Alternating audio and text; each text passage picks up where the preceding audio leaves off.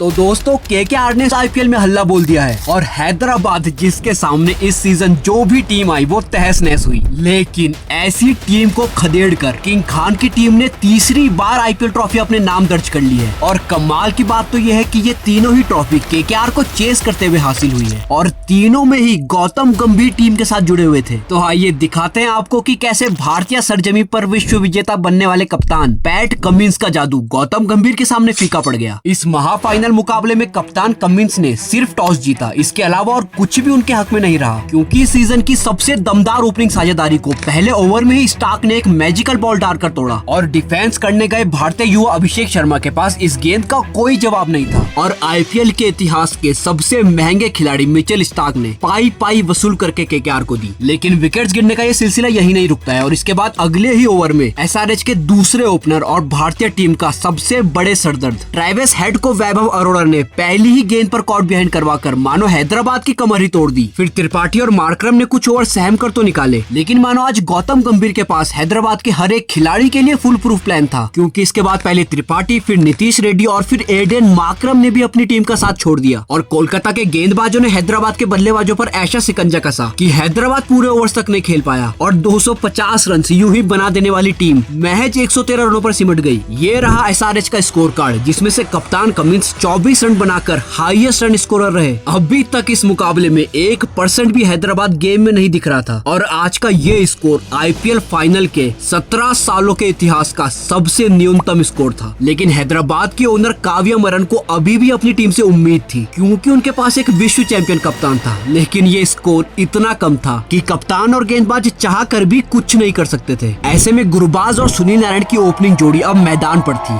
जो तैयार थे 10 साल के सूखे को खत्म करके अपनी तीसरी ट्रॉफी को पाने के लिए। हालांकि छोटे लक्ष्य का पीछा करते हुए केकेआर ने नारायण का विकेट दूसरे ओवर में ही गवा दिया, जब कमिंस को एक छक्का जड़ने के बाद दूसरे छक्के की कोशिश में नारायण अगली ही गेंद पर आउट हो जाते हैं। और एक विकेट जल्दी लेने के बाद सबको लगा कि शायद हैदराबाद गेम को थोड़ा धीमा करेगा, लेकिन वेंकटेश अय्यर तो कुछ और ही इरादे लेकर मैदान पर उतरते हैं और तीसरे नंबर पर उतरे वेंकटेश अय्यर ने आते ही ताबड़तोड़ बल्लेबाजी शुरू कर दी और दूसरे छोर से अफगानी ओपनर गुरबाज ने भी उनका बखूबी साथ निभाया। दोनों मिलकर एसआरएच को इस गेम से बहुत दूर ले गए और 2016 में आखिरी बार आरसीबी को फाइनल में हराकर चैंपियन बनने वाली एसआरएच का फिर से खिताब जीतने का सपना ही रह गया, क्योंकि इसके बाद गुरबाज और अय्यर के बीच 91 रनों की साझेदारी हुई और अब केकेआर जीत से महज 12 रन दूर था। तभी गुरबाज अपना विकेट गवा बैठे, उन्होंने 39 रन बनाए और अब क्रीज पर उतरते हैं कप्तान श्रेयस अय्यर, जिन्होंने पहली ही गेंद पर रिवर्स स्वीप पर चौका जड़कर खाता खोला। इसके बाद अय्यर ने सिंगल लेकर मुकाबले में बची हुई औपचारिकता को भी खत्म कर दिया और वेंकटेश ने 200 से भी ज्यादा के स्ट्राइक रेट से अपना अर्धशतक पूरा करने के बाद विनिंग रन बनाकर केकेआर को और बादशाह खान सहित उनकी पूरी फैमिली को खुशी से झूमने का मौका दिया। चेन्नई का ये मैदान जो सीएसके की गूंज का आदी हो चुका था, वो मैदान आज केकेआर की गूंज में मगन था। सभी जश्न में डूब चुके थे और तो और कोच गंभीर के चेहरे पर भी आज मुस्कान थी। वहीं कमिंस का वो बड़े मैच का जादू आज एसआरएच के लिए कहीं गुम हो चुका था। जो तोहफा आज केकेआर ने किंग खान को दिया उसका कोई मूल्य नहीं है। आज गेंदबाजी हो या बल्लेबाजी हो, हर एक डिपार्टमेंट में केकेआर ने एसआरएच को चित किया था और ना सिर्फ इस मुकाबले में